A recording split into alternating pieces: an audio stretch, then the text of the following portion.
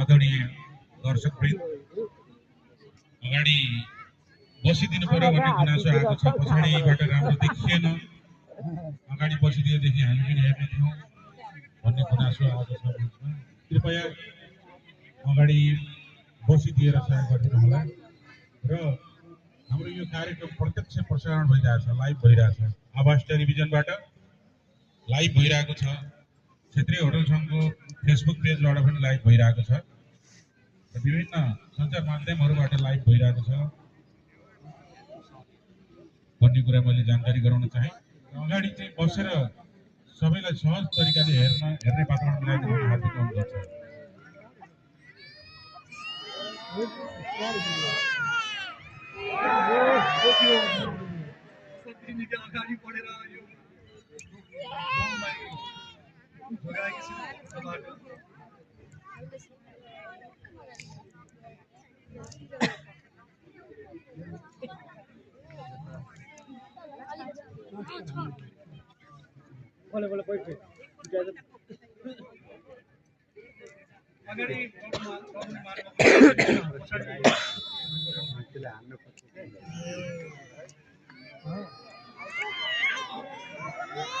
रोक्ने प्रयास गर्दैछ बसन्तले तरफ गोल हुन सफल हाले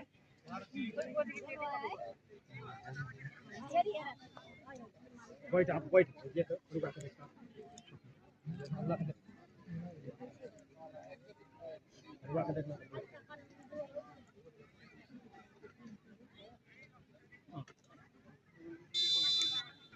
देखो